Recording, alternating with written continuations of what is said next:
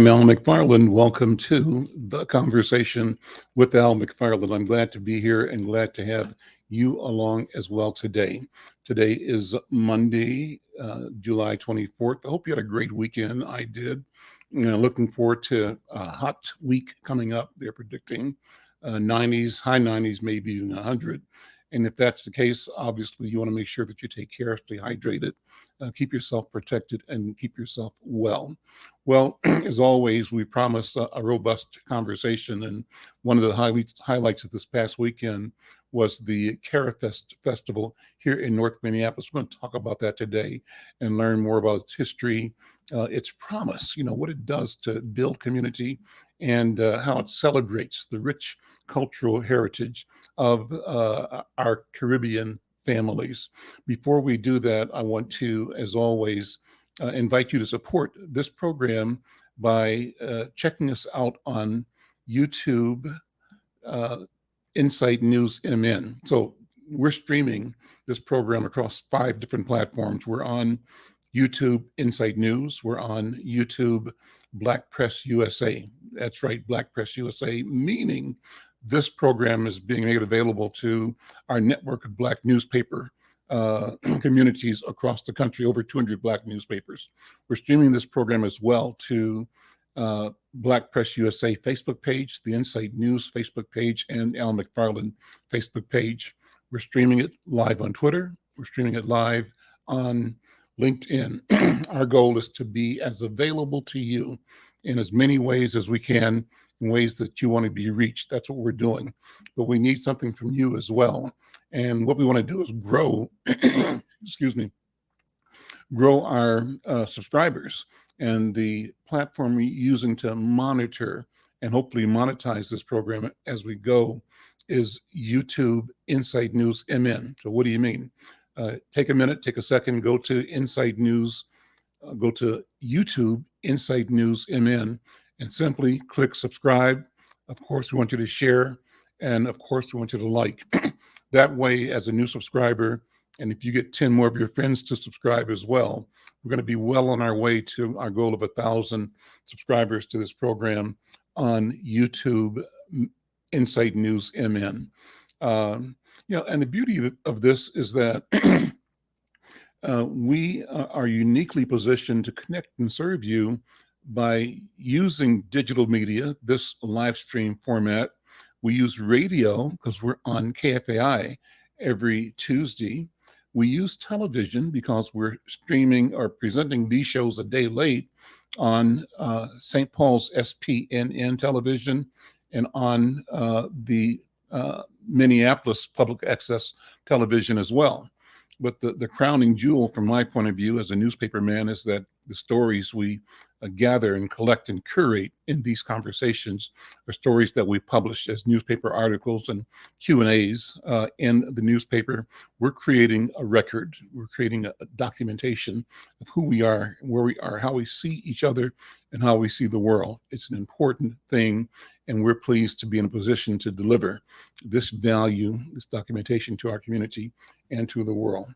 Well, before we go, we want to also remind you that we join our partners over at the Minnesota Department of Health, asking you to, pay attention to the COVID protocols. Right now, there are some clinics going on, July 27th, August 10th, 24th, September 14th, 27th, October 12th, and there are more.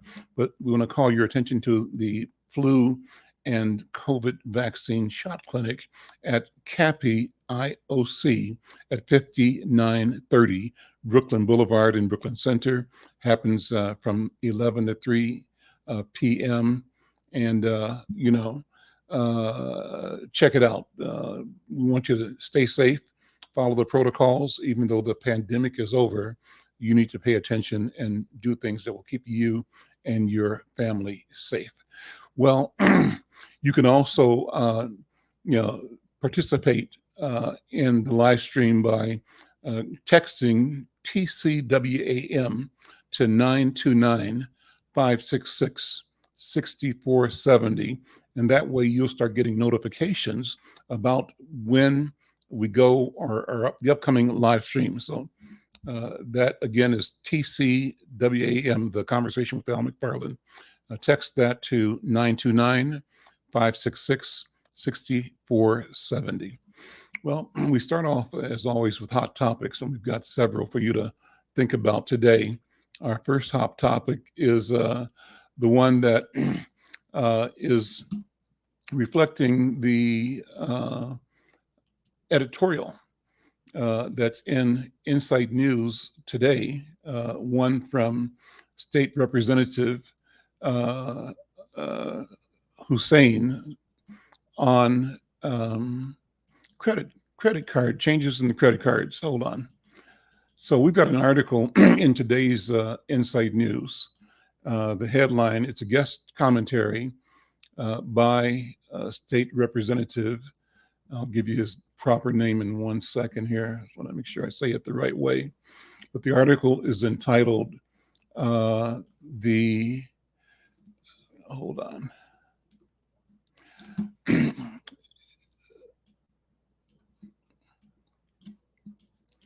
Okay.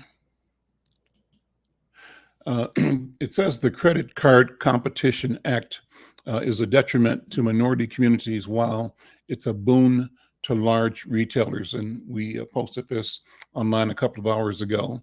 It's by Samakab Hussein, who's a representative of House District 65A in St. Paul. It's an important topic, so pay attention. I'll share what he has presented as a guest editorial to you in Inside News. He says, as the Credit Card Competition Act once again gains traction in Congress, it's essential to consider the potential consequences of this legislation, critically, particularly its impact on minority communities. While the bill purports to promote consumer benefits, a closer analysis reveals that it would inadvertently disadvantage minority populations while favoring large retailers. The proposed act's adverse effects on access to credit cards, reduced rewards, and larger corporate profits all contribute to what he calls a concerning reality.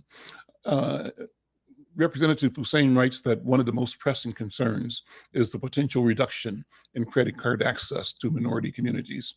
He said credit cards have been critical and crucial tools for economic empowerment, enabling individuals to establish credit histories and access to financial growth opportunities. However, by imposing stricter regulations on credit card companies, this bill would increase the cost of providing credit cards. This could lead to lenders tightening their lending standards, making it more difficult for members of minority communities, particularly those with limited credit histories, to secure credit cards. This reduced access exacerbates existing economic disparities, hindering the upward mobility and financial well-being of minority individuals and communities. I'll read one more paragraph here, and love to know what you think about the claim, the analysis. Put your comments, your feedback, whether you agree or disagree, in the comment section. Finally, he says, additionally, the impact of the Credit Card Competition Act on rewards programs is deeply concerning. While the legislation claims to reduce fees, it could force credit card issuers to reconsider their business strategies. To make up for the lost revenue, these issuers may reduce or eliminate rewards programs, which would directly affect cardholders who rely on these benefits to make the most of their purchasing power. This would disproportionately affect minority communities, which have often fewer financial resources and rely on reward programs to help cover expenses. Eliminating reward programs would limit consumer purchasing power and, he says, exacerbate economic inequality, favoring larger and wealthier segments of the population. Well, he goes on explaining that position. Check it out. Call Inside News, and not call Inside News, but go to insidenews.com, read the full story, and love to have your thoughts, your feelings on the topic. The other hot topic today is one about the business climate here in Minnesota.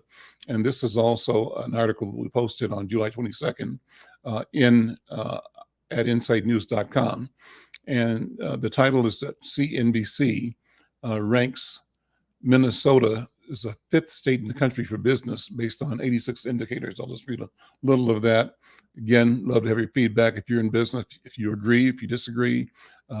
Put your comments in the comment section on this program. Governor Tim Walz and Lieutenant Governor Peggy Flanagan last week announced that Minnesota is a top 5 state for business, according to a recent CNBC study. Minnesota's ranking is based on 86 key indicators in 10 categories of competitiveness, including workforce, infrastructure, economy, health, and business friendliness. Businesses are at the heart of our communities, our workforce, and our state economy. They drive our economic growth, culture, and innovation, said Governor Walz. From investing in broadband and our highway system to childcare and job training, we will continue working hard to make Minnesota the best state to own a business.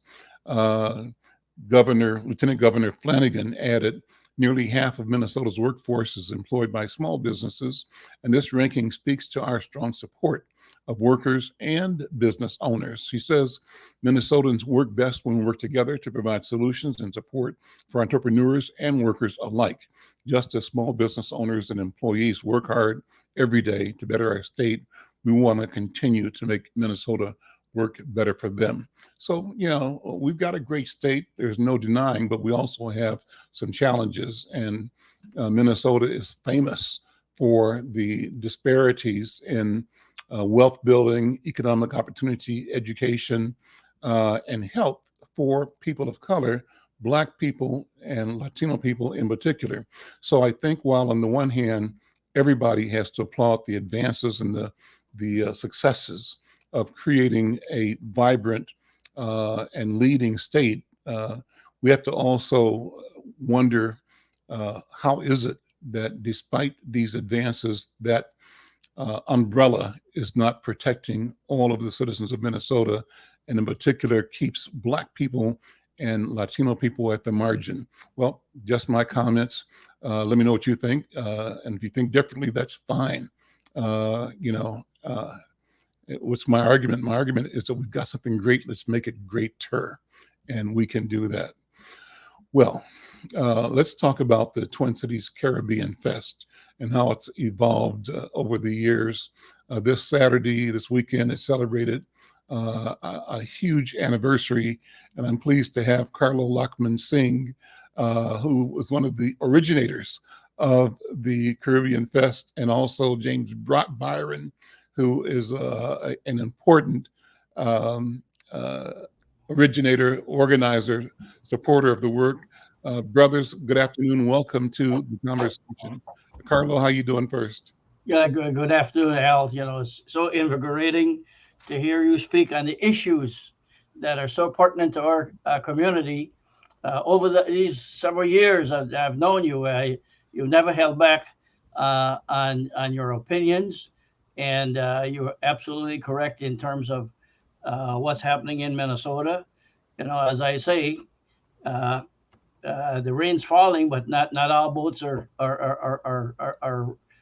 floating. Rain is not falling on everyone's roof. Mm-hmm. But I'm glad to be here, join your conversation with Al McFarlane, and I'll pass it back on to my dear friend, Mr. James Byron.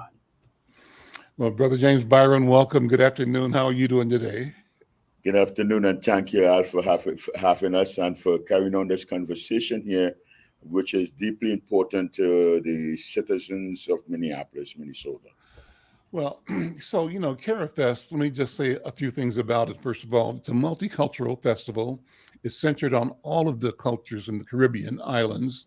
It takes place as this year on the banks of the mighty Mississippi River in North Minneapolis. And, you all have described it as the one opportunity to visit the Caribbean without leaving Minnesota. And what's so beautiful is that lots and lots of Caribbean families gather for this one-of-a-kind event here in Twin Cities. And that really speaks to the power of the mission. That mission is to strengthen and educate the community, strengthen the Caribbean community, but educate the community at large about Caribbean culture and current issues impacting countries in the Caribbean through the organization of cultural events. So, Carlo, Yes. talk about that. That mission, that vision. You were around. In fact, give us Carifest 101. Talk about the beginning. Well, I can tell you, a few of us who came here in the early 70s to get advanced education, post-secondary education. And we used to get together at Lake Nokomis. We'd play cricket. And the guys decided, said, the cricket is getting big. Everybody's bringing a picnic basket. And we should try to do something to, to bring the rest of the families together in the summertime. Mhm. And in 1983, 1993, we decided to form Twin Cities Carifest, a nonprofit group, all volunteer. And we just said, we'll make our own costumes. We'll do our own floats. The little money that we had, we'll work with the city of Minneapolis to block off the streets on the West River Parkway. And we did it the first year. And lo and behold, we tried to get Caribbean vendors, and the only one that we could get was a guy who would sell boiled hot dogs. And we're grateful at least that word spread around, in subsequent years.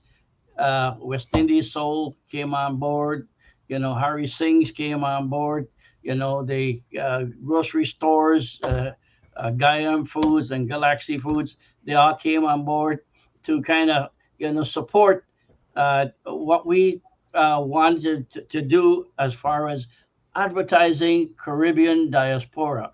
And, every year we would try to bring a top performing Caribbean act from the islands or from New York, where most of the top musicians are, like in Miami. And we tried to emulate, the larger Caribbean festivals, namely the Labor Day in New York, Mm-hmm. and Caribana in Toronto. And we've held our own for the past 30 years. And this past weekend, we were blessed to have one of the top calypso reggae chutney bands from Trinidad and Tobago. Them guys came up here and they just tore this town down, and folks did not want to see them leave on stage. Mm. And the background on that there is, I always tell people, when we Caribbean people get together, we have a good time. We see folks that we haven't seen for years, Mm-hmm. and we know that we probably ain't going to see them again until the next year. Okay, but we make it happen. The food, the camaraderie, the costumes, the music, the aroma, and not to mention, the setting along the banks of the Mississippi River. Beautiful. The musicians late at night told me, said, Carlo, you guys got one of the best places to have a carnival. And Mm. we are grateful for that there. And, and lastly, I can say we get a lot of good support from the Black Minneapolis police officers to make sure that there's a nice, smooth transition with no problems. We've 30 years, we've incident free, and we're proud of our record. Awesome. Brother Byron, talk about it from the beginning, from how you got involved and how you've seen this event evolve over the years. Well, brother, you use a statement there that I love to use. I tell people, come to Carifest. You could visit the islands without buying a plane ticket. So that's my line there. But for Carifest, I came here in 89. I came in 89, and I was more with the reggae community. And then in 94, I am driving down and I saw this parade. And the person with me, I said, what's going on here? They said, oh yeah, this is a parade. I think it was the Aquatennial that day, and there was a float in the parade. And I followed the thing and went up the river to where the Carifest is being held. Mm-hmm. And I wasn't totally involved. I remember one with Charlie, I'm there and he's trying to get me the way I coach him. I said, nah, boy, I ain't gonna do that. And lo and behold, here I am right now inside of the organization trying to help keep alive what those people before me, the vision that they had to keep it alive and keep it going. You're sitting with some beautiful work around you. Maybe move your camera to your right, I think it is, or so we can see. Tell us what we're looking at. That's beautiful. So what you're looking at is one of our queens from Saturday. This depiction is called Fire and Ice. Right now, you're looking at the ice section, and when I turn it,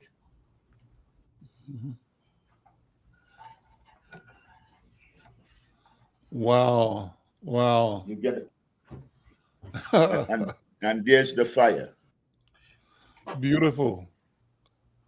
Next state is a costume we call autumn. Uh-huh.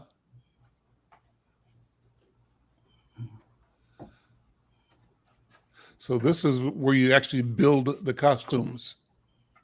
Yes, there is a facility right along West River Road where volunteers come in and they glue stuff together, they stitch stuff together, Mm-hmm. on wired extensions. And James can kind of explain a little bit more about how these things are put together because he is an expert craftsman when it comes down to matchmaking. Thanks, Alan. So what we did this year, we usually have in a smaller area. We were fortunate enough to get a space that we could lease. Mm-hmm. And with having that space, it enabled our volunteers to come forward and build. All these here were built by volunteers. Mm. It took days and nights to bring it to what it is today. We had our a mask guy that is now part of our organization, Sean Winter, that he created the design and we brought his designs to life. Ah. That's amazing. So talk about the culture, the tradition. I mean, carnival is big in South America and Caribbean. Both of you talk about, as you think about carnival, what memories and what legacy do you feel obligated to represent properly and fully? James, you first. Well, Carnival started as a kind of like celebration in Trinidad, as I know it, to end the slavery. And we came out celebrating that end of slavery, which it ended on paper, but it really hasn't ended. And as a young man, we have the only instrument that has been created in the 20th century in the steel pan instrument. It's the only instrument that has been created in the 20th century and created in Trinidad and Tobago. In the days of the pan, in the olden days, 50s, your parents, if you wasn't in a certain, you couldn't have gone in the pan yet at all because it was considered Swing only your bad camera back sons around and to you. hooligans used to be playing the pan. Brother Today, James, that instrument is swing, worldwide. swing your camera back around to you. There we go. Yeah, great. Go ahead.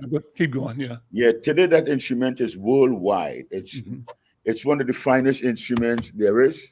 Mm-hmm.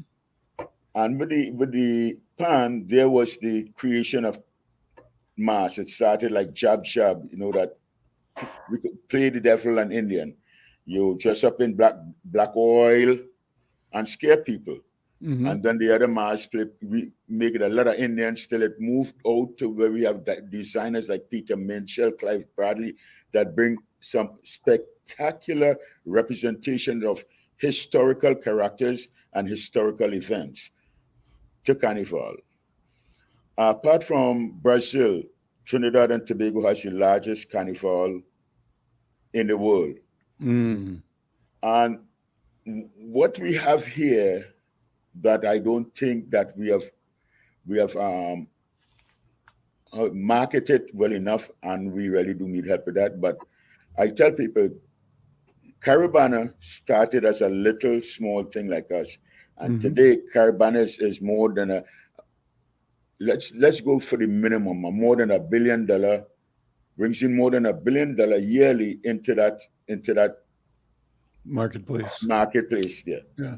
We have that same opportunity here. We have that jewel. We have the jewel. We just need to have it polished.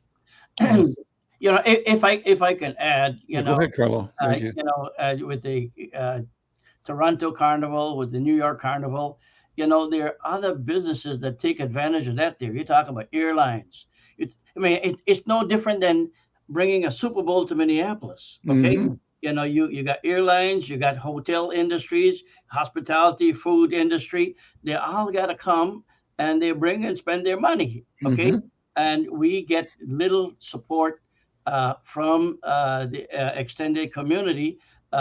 Thank God, you know, the Minnesota Arts and Arts Board. We've applied to them for a small grant, and we've been successful a couple of years. But you know, we need to kind of the next application. We need to have that expanded. But you know, most of the money should come from private sources. You know, we have several big organizations here. You know, the U.S. Bank, the Best Buys, the Targets. You know, they need to step up and invest in the community. You know, I wish that they would come and see exactly what happens in the fourth weekend in Minneapolis as far as Caribbean people, you know, coming together and showing positivity and enjoying a good time. And at the end of the Minneapolis Aquatennial fireworks, you know, we all are happy, and then we go home, and then we try to come back next year. But you know, that's the beauty of it there. You know, in terms of, you know, promoting the culture. You know, I mentioned this on stage last Saturday. You know, when my dad, bless his heart, when he got naturalized, there was a U.S. attorney, a guy by the name of B. Todd Jones, and he told all the graduates who completed the naturalization. He said, "Guys, don't you ever forget your culture. This is America. Protect it, preserve it, and promote it." And that's what we do here. Talk about your home culture, your home country, where and you know how this gives you an opportunity to remember and to preserve what you grew up with as a child, or what your parents may have grown up with. Brother Carlo first. Yeah. Well, you know, I was born in Georgetown, Guyana, and you know, opposite Anglican Episcopalian Church, St. Barnabas Church. And back in the day, the church used to be sponsoring the steel band. Okay, you know, they would donate the drums, and you know, the people would galvanize around the market. The guys would burn the drums to kind of set, you know, the various tones in it there, and it was a big community event there. When we talk about the music and the tramping, the music used to go throughout the streets periodically just to celebrate every and anything, and with costumes, yeah, you know, and it you know, if you know Caribbean culture, you know, we embrace, you know, everybody, you know, Hindus, Muslims, Christians, Jews, you know, they all come together because, you know, that's what Caribbean is. And it's in the form of the food also. You know, we got Indian food mixed with African foods, you know, and the guys kind of combine it and they make it something bigger and better. Even the indentured people, the native Amerindians, you know, they will, you know, throw in their pepper pots with the calves rip and you know, the spices and stuff like that there. Al, one of these days I got to take you down to the Caribbean. Well, we're all the islands and end up in Guyana in the bush. Yeah. I've been to a lot of places in the Caribbean. You know, Jamaica is my home, right? Yes. And but down to Barbados and of course the Bahamas and those islands, but I have not been to Guyana, and I would love to go there sometime. Have not been to Trinidad. So Byron, where are you from, man? I am from Trinidad and Tobago. I was born in Tobago. No, knew nothing about it till I went back there for a holiday at 14. So I grew my life in Trinidad. Mm-hmm. And as Carlo is speaking about the makeup of the islands, I grew up with Trinidad being one of the most cosmopolitan islands there is. Left of me was a white guy in school. Right of me was a Chinese guy, and behind me was a Syrian guy. So we have a mixed of people that I grew up with. I tell people when I come up here and I see certain things. I saw a white guy taking up garbage, man, and it really threw me for a loop. Because I said, boy, white people picking up garbage up here. Yeah. But so I grew up, and my parents, my grandmother used to work in the cocoa and coconut field. Mm-hmm. So as a younger man going home for holidays, I will go and help my grandmother collect coconuts. You had to put it out in a bunch of 100, and you have to make sure that the copra is good. Then you have to cut that thing there, open it, and shell it. But I happy about my thing. It teach me commitment, and it helped me strengthen with family. As Carlos said, we are a family-oriented place, a nation of families. Where I grew up, we say every one of we are family. So that is one of the things that we try to portray here with our new neighbors in the Upper Midwest. As our mission statement says, we are here to share our culture, educate our neighbors, and live as the one community. But that's what the Caribbean is. It's many places, one face. See, Al, one person that he had promised to kind of be to join us, Charles Peterson. He is really the backbone of CarFest. Our roads lead through Charles. His love, determination, and nonstop energy. Sometimes I kind of wonder. I said, where does he get all of this here? But he's a true West Indian at heart, and it's not only the CarFest he's involved in. He's involved in the Jamaica Minnesota organization. He's involved in the cricket tournaments for years. I stopped playing cricket about 30 years ago. Charlie is still playing it every Sunday. Let me acknowledge some of our viewers now. Mike V, who's a regular commenter here, says, good afternoon. He loves the topic because his parents are from Barbados. There we go. So he knows all about it, And then later in the comments, I see one from Michelle Madison. Hi. Mike V also says, you're identifying structural racism, either an alternative system that is just built on the current system that needs to be dismantled. I think he's making reference to your comments about the difficulties and the challenges that we face. And then Oregon, G Swag Sports says, I have to get to the Caribbean for Carnival. New Orleans Mardi Gras is not the same anymore. That's interesting, the comparison between Mardi Gras and Cari Fest. And Michelle says when she was 14, Michelle Madison, thank you, Michelle. She visited her grandfather's birthplace in the Caribbean. They're having a Goombay festival to celebrate their independence from Britain. I loved it, and I've been back several times. Mike adds that we have the Boston Caribbean Festival that happens in Black August in the last Saturday of the month in August. So, our people from the Caribbean make a difference wherever we are. We come to this country and we come to the world with an energy that is both infectious and unstoppable. I mean, I think about brothers, like how can tiny Jamaica, 2 million people in the country, right?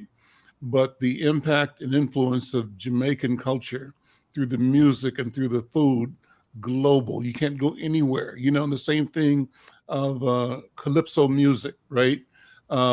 and the whole rhythm, the heartbeat of our dance and our speech. The world wants to appropriate and enjoy because there's something foundational in who we are and what we are. And that I celebrate. And I'm so glad that you all have kept this jewel of Carifest alive. And I agree. It's just a question of time before this becomes a billion-dollar enterprise. We have to just stay the course, right? Until the world catches up with us. So what's your vision for the next 3 or 4 years, Brother James and Brother Carlo? What do you think ought to be happening? And what can listeners and viewers do to help build that vision to greater and more expansive reality? If I can start, Sure. Yeah. We got 6 months of winter here, okay, and to kind of impose that, in Minneapolis, which is pretty much dominated by winter sports. That doesn't mean that we, cannot do something indoors. Back in the day, we used to have a soca band called Shangoya, and we go down to the Hilton, we'd rent a room, and New Year's Eve party was the biggest thing, a Christmas party or whatever, to kind of keep the flame going. But in terms of the expanded vision, we need more Caribbean business owners, because this is our culture. This is our festival. We need to kind of support it first and foremost before we go outside to ask other people to kind of come in. If we can be, together as a big community, to kind of say, hey, man, this is what we're doing. Here's how much money we got. Can you guys match what we got here, or even double or triple it? That is what I would like to see happen. Few of us, do our part, but I can tell you, over 30 years, it's not enough. Guys are just sitting on the sideline. They come to the festival and they say, man, really good program. But when you go back and you ask them for some money, you say, hey, man, let me call you back later. That is not the true spirit of the Caribbean diaspora that we envision. Because they got children, their grandchildren are coming up also. Just like me, but we just cannot lose sight of it there. Brother James, what you think? So I agree with everything Carlo had just said. So we have kept this little jewel, this little flame lighting for 30 years without major fuel. Our fuel is not diminishing, but we need to replenish our canisters. We need the people to come out and support the festival. Earlier on, let's say if our bill was $1 in 1993, our bill is $7 right now in 2023. And it's not easy to bring world-renowned band from Trinidad and Tobago, host them, feed them, pay them to perform. And then you ask the population of Caribbean descent to stretch the hand a little, and some people will ask you why. I remember somebody asking me when I said, well, at one time we had asking for a $6 donation. And a gentleman I said, why should we pay? It used to be free. But I said, we have bills to pay. And that ain't free. Freedom is not free. Well, exactly. But,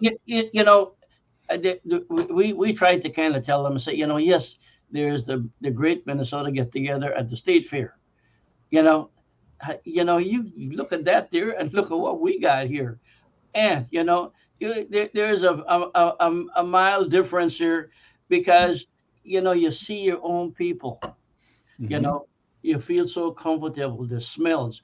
There's some of the places here, you get all the food there. Guys come and say, hey, I want goat curry or oxtail and stuff like that there. You go to the State Fair, you got to go dig and try to find it, and probably it's not there. Yep. Well, listen, Brother Al, go ahead. we have kept this festival alive without any major help. Like I said, we were fortunate to get a grant from the State Arts Board, and we sometimes get a grant from the Metro Regional Council. Mm-hmm. But the festival has grown into this this celebration now that needs support. Mm-hmm. We need support from the states, we need support from businesses, and we need support from corporations. Anybody could put up their logo. Saturday, I haven't got the numbers, but I could tell you, let's put it in the minority. We had over 4,000 people there, Awesome. just in that little group there. Mm-hmm. I didn't count who was down by the river or who extended out, because the crowd goes to the edge of the river and all up the street. Mm-hmm. There was not a parade this year, right? Oh yes, there were. There One was of a our parade. best. Okay. The parade was excellent. And these pieces were in the parade. Okay, that's right. That's right. Okay. Yeah. I was there And there's early a in the pink morning when costume you were that's setting up. outside I you got cannot see right now. That's yeah. outside. That it's white in color and really huge. Okay. Okay. Yes, Brother Al, I saw you were there in the morning with your bike there. Bicycle ride. You ready for Major Taylor? You ready for Major Taylor bike tour and Louis Moore? Yeah, absolutely. It's what's his name? Taylor that got me riding with Major Taylor Club. So yeah. Louis Moore, yeah. That whole group. Well, listen, so what about next year? What's going to happen next year based on the success of this year? What do you guys see for next year? And I'm asking this so that maybe we can make sure we send copies of this interview to, so anybody that catches and watches the interview should download the interview and send it to the people you work for. You work at Target, yes. You work at General Mills, you work at 3M, you work at, say, the Ordway Theater, the Guthrie Theater, you work at First Bank or U.S. Bank or Wells Fargo or Chase or Bank of America. If you are in our community and you work in one of these corporations, you should take the lead. You take the lead, download this and say, look to your colleagues, in the corporate suite or in the community affairs section, the DE&I, and say, here's an important event, a genuine, authentic place to connect with people that represent the finest of community development, of cultural integrity, and of principles that really are the guiding light for humanity, for people everywhere, and that reflect the best of what democracy can be in this country. Go ahead, Carlo. Yep. What the last point I want to make, not too many festivals have survived. Mm. They have come and they have gone. Mm-hmm. We are one of a few. You probably count your one hand in terms of festivals that have survived. The city of Minneapolis are desperately trying to revive the downtown, as we just recently witnessed, and they're doing a great job. But they need to embrace us also, and include us. The Minneapolis Downtown Council. Even though we embrace the Aquatennial and stuff like that, there, we get minimal support from them. Okay. For the 30 years, they just treated us as a sidekick there, but we have not disregarded them. They're important. They got the big bully pulpit there, and these every little bit helps. Yeah.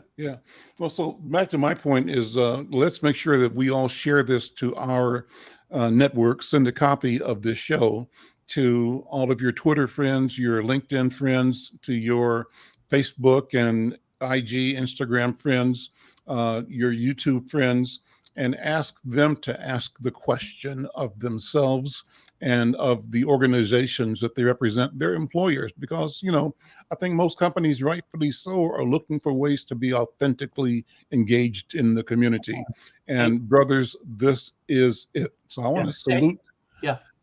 What I can say, I mean, folks that showed up last Saturday, today they're having that conversation in their Yeah, offices and homes and saying, "Oh man, what a great weekend we had! I mean, great weather, you know, yeah. and it's not ending, and we will continue to promote it here. And Al, thanks to you for giving us an opportunity to be on your show to promote such an important event, even though it's after the fact. But next year, we're still coming at you, man. We're still Yeah, coming at you. absolutely. Absolutely. We'll work together to make this thing, really what it, go to where you envision it will go. Yeah. Any last words, Brother James? Well, one thing that I really want to emphasize that Mhm. seeing that we have this new space that we are leasing, we Mhm. need help to keep it alive. Also, within the space, you cannot see it now, is our steel pan classes. We hosting classes for adults and kids. And we ask anyone who, even if you have the slightest inclination of learning to play the pan, contact us. We Ah, make the classes easy. And mhm. the instrument there, if you learn to play it, you have a livelihood right there. Steel Pan pan is a musicians are phenomenal needed instrument. all over the world. How did you describe it at the beginning? You described the instrument as something that is an exceptional instrument. I mean, I remember when I hear steel pan, it's like listening to an orchestra. Even Hmm. one replicates the complexity, yeah, and the intricacy of orchestral, sound. And how you do that, I don't know. It's amazing. It's amazing here what the every instrument you have in what you'll call one of those big orchestras, Hmm. we have it there. Uh-huh. In that little steel drum there, we have Yeah. every single. We have a cello, we have a tenor, we have a bass, we have a Mhm. double guitar, we have a single guitar. We got every instrument that you could think of. Gentlemen, thank you so much. What a great conversation. And let's plan to do some check ins throughout the year for promoting CaraFest next year. But also, Carlo, I want to work with you and with James to highlight Caribbean businesses. Yes, I think we Yes. need to tell our story. And we yes, need to elevate, the presence, as you were saying. So, would you work with me so that on a regular basis we bring in different entrepreneurs yeah. and organizations that reflect our culture? Yeah, well, Al, I've always been involved with the National Association of Minority Contractors, Hmm. both locally here and in Washington D.C. Since I started my business 33 years ago. I'm proud of my record. Hmm. And we have. Yeah, that's a different story. Hmm. That you, I, and Marvin have talked about it, and Yep. we will continue that conversation. Super. Guys, thank you so much. You're Take welcome. care. Thank you. Thank you for having Okay. us. I'm Al McFarlane. This is The Conversation with Al McFarlane. And on Mondays, we also have our colleague, our partner, Coach Leah. Coach Leah, good to see you. What's on the front page or the front burner from the sports world? Hey, Hey, am I in? Okay. yeah, you're here. Hi, happy Monday, everybody. So just first want to just give a little shout out to the NBRPA, the National Basketball Retired Players Association, now called the Legends, and got a little hookup from them. Uh-huh, uh-huh. They made me an honorary member of the local chapter a while back. It was probably right before the passing of Moses Malone, and I was honored to be able to attend his homegoing with the Legends. Mhm. And they said, well, you're our little sister. You didn't play in the league, but you worked for the league, for the WNBA, and so we know that you do a lot of work in the community with us. So we're going to make you our little sister and an honorary member. So I've taken that to the bank, and anytime I can attend any other events and get some little gear, I do so. So, but yeah, it's a very amazing organization. that does a lot of work with our retired players from both the WNBA and the NBA. And so anybody gets a chance to attend any of their events, their fundraising events, if they're doing any appearances, go check them out. They have just a wealth of knowledge of being the retired players, and for the players that are looking to be in either of those leagues, or to anybody who is wanting to perhaps play any professional sport. They're a wealth of knowledge. So anytime that you can just be in the room with any of them and just listen to their stories, and some of them are not very old, but some of them that have some amazing stories to share, and just a ton of wisdom. So just wanted to give that little note out. So I'm going to go into the rest of my little shameless plugs, trending topics. So now, my favorite league, believe it or not, is actually not the WNBA. I probably shouldn't say that out loud, but it's actually the Big Three. So Ice Cube's Big Three is, oh my goodness, so exciting. And Ice Cube does an amazing job of giving an opportunity and a very high-level platform to, here we go, our retired players, many people who, it's so multi-generational as far as its approach as well. So it's a 3-on-3 league, and they brought together old and new. So you've got a lot of retired players that are the coaches, and then you've got some of the new players that maybe hope to get a look in the NBA but are not in the league, as well as some folks that are kind of in between that play in this league. And so looking at the 2023 season schedule, there are still several games that are yet to be played. And what they typically do is they go to a city and then play all of their teams in the one city. So it's super cool. Like if you're a basketball junkie, like of course, like I am, I'm so in my element when I'm attending these games. You will get just well more than your money's worth. So they might have 5 games or 7 games involving X number of teams over several days. Yes. So next Sunday, the teams will be playing at the Garden in Boston, and then on Saturday, August 5th, they will be in Charlotte, North Carolina, and then for week 8, they will be in Detroit, Michigan, at the Little Caesars Arena. And they have yet to announce their playoffs, where they're going to be playing the playoffs, as well as the championship. And the past couple of years, they had some really exotic locations. And so the teams were really wanting to make sure that they got there to play in the championship game. I believe they were in the Bahamas last year. So have you been to any of their games yourself yet? Absolutely. I've been to several games. And so explain the excitement. I mean, I'm imagining, I've seen some video of the 3-on-3 league, usually like in New York or the big cities, right? But Ice Cube took it to another level by forming the league. Is that correct? Exactly. And so, it's like going to a glorified, like a Rutgers, if you're familiar with the Rutgers League, or if you're familiar with where you would just go to your favorite park, or even a pro-am, the pro-am leagues that are just so historically known. This takes that to a whole nother level, because you have performers at halftime, you have just the music in the background. And it's just the court is just one court. It's just one court that has this half court 3-on-3, and it's just it's really kind of hard for me to put into words how exciting it is. But I've been to several games, and so another shameless plug. I had growing up in Minneapolis and having some dear friends from there. But my godson is Royce White, who was the #1 pick of the 2019 Big Three draft.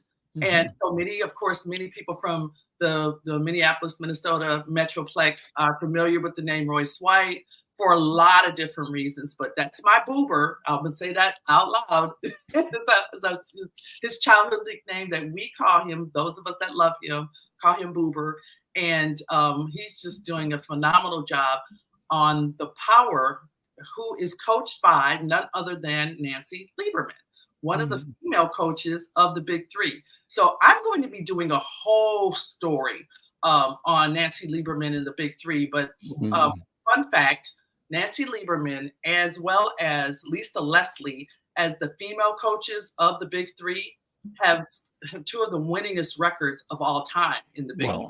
How about that? Oh.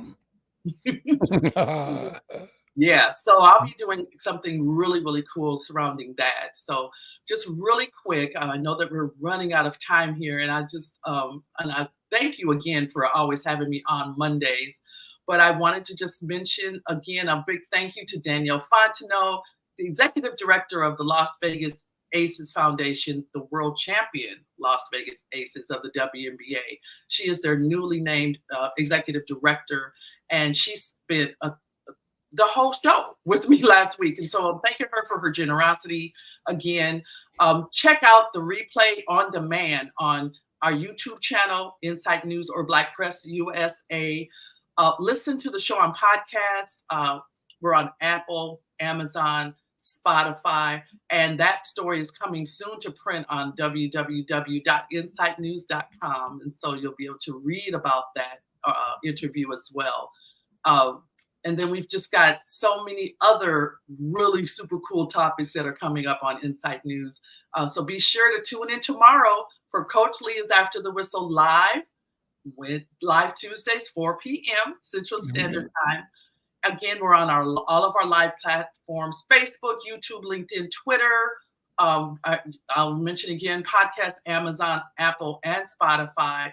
And then be sure to check out our e-editions as well as www.insightnews.com. Tomorrow's special guests are 3 Marasia Blanks, Marcus Stevenson, an Olympian and head or assistant volleyball coach for Arizona State, Dietrich Collins Parker.